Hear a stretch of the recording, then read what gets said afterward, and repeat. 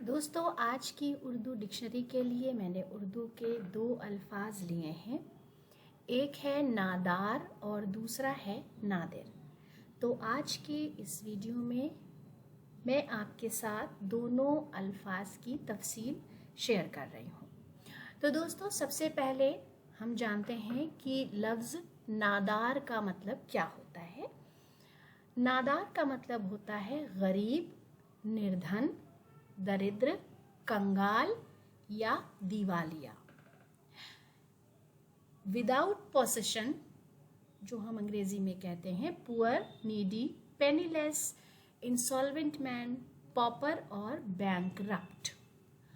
उर्दू में गरीब होना, मुफलिस होना, जिसके पास कोई साजो सामान ना हो, माल व दौलत या मिल्कियत ना हो, कंगाल, मोहताज आदमी या दिवालिया। तो दोस्तों, ये मतलब हो गया नादार का। अब हम आते हैं नादिर। नादिर का मतलब होता है अमूल्य, कम उपलब्ध, अनोखा, निराला, उत्तम, श्रेष्ठ, अद्भुत, अजीबो गरीब, बढ़िया, विलक्षण, विचित्र और असाधारण। अंग्रेजी में इसके लिए priceless, rare, precious, uncommon, unusual और चॉइस सिंगुलर जैसे अल्फाज इस्तेमाल होते हैं।